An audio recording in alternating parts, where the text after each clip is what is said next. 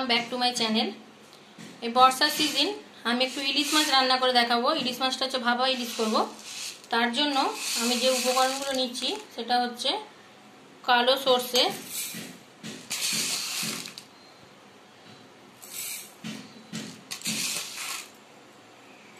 আড়াই table spoon,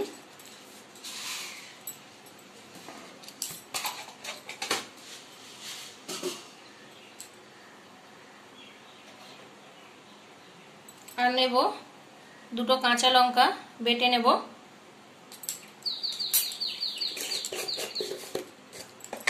যাতে সর্ষেটা তেতো না হয়ে যায় তার জন্য আমি এখানে অল্প পরিমাণে লবণ অ্যাড করছি।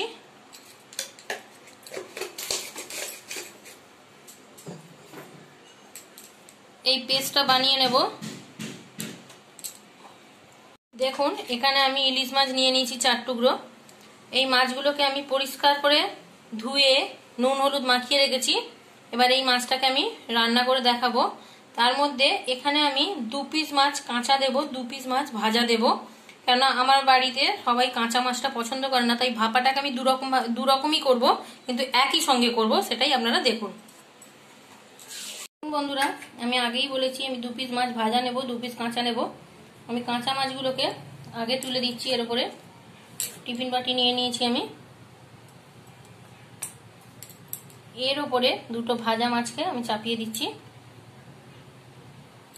আমি 4 পিস মাছ নিয়েছি, তার মধ্যে একটা লেজা হয়ে গেছে, কিছু করার নেই আমার আর। দেখুন আমি এখানে মশলাটা উপর থেকে কিভাবে ঢালছি। আমি এখানে সর্ষে বেটে নিয়েছি, সেই বাটা পেস্টটা আমি এর উপর দিয়ে ঢেলে দিচ্ছি।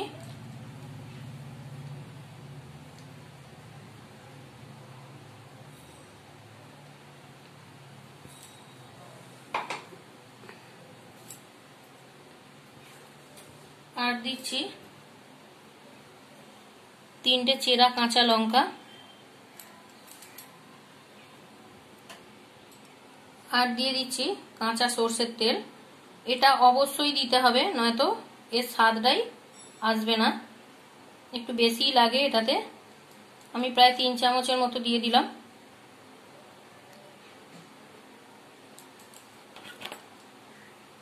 আমার ভাপা মাছের রেসিপির জন্য সমস্তটাই রেডি হয়ে গেছে।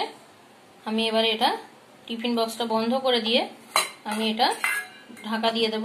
দিয়ে এবারে আমি জলের মধ্যে কড়াতে চাপিয়ে দিচ্ছি। দেখুন বন্ধুরা আমি টিফিন বক্স ঢাকা দিয়ে দিয়েছি। এখানে রেডি হয়ে গেছে আমার মাছের প্রিপারেশন। আর এখানে আমি কড়াইতে 2 গ্লাস জল দিয়ে এটা আমি ফুটতে দিচ্ছি। কেননা এই টিফিন বক্সটা আমি বসাবো, কিন্তু ঢাকনার ভেতর দিয়ে যাতে জলটা না ঢুকে যায় সেটাও আমাকে দেখতে হবে। তার জন্য আমি সেই পরিমাণই জলটা দিয়েছি। এবারে আমি জলটা ফোটার জন্য একটু ঢাকনাটা দিয়ে দিচ্ছি। দেখুন আমি যে কড়াইয়ে জলটা ফুটতে দিয়েছিলাম, জলটা আমার ফুটে এসছে। এবারে আমি টিফিন বাটিটা দিয়ে দেব বসিয়ে মাঝখান থেকে। এটা ভাপেই এটা সেদ্ধ হবে। আমি এটা চাপা দিয়ে দিচ্ছি। আমার এই রেসিপিটা যদি আপনাদের ভালো লেগে থাকে তাহলে অবশ্যই চ্যানেলটাকে সাবস্ক্রাইব করে রাখুন, পাশে থাকা বেল আইকনটি বাজিয়ে রাখুন, আর লাইক আর কমেন্ট করে দিন, আর প্রচুর প্রচুর শেয়ার করুন সব বন্ধু বান্ধব আত্মীয়ের কাছে।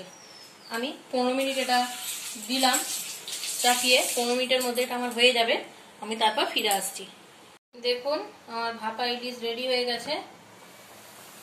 কিভাবে ফুটছে জলটা, কিন্তু আমি এই মুহূর্তে আপনাদের দেখাতে পাচ্ছি না যেহেতু গরম। একটু ঠান্ডা হলে আমি আপনাদেরকে বক্সটা খুলে দেখাচ্ছি। আমি গ্যাসটা অফ করে দিলাম, দিয়ে স্ট্যান্ডিং টাইমেই রাখছি কিছুক্ষণ।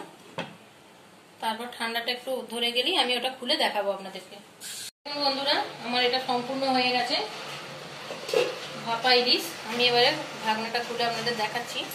খুব গরম তাই আমি কাপড়ের সাহায্যে এটা তুলে নিলাম।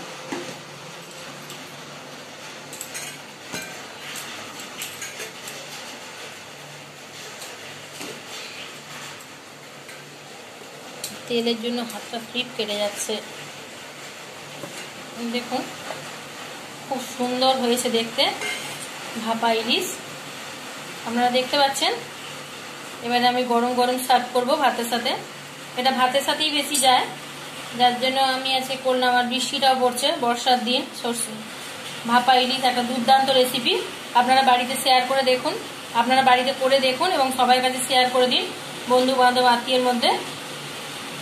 ধন্যবাদ।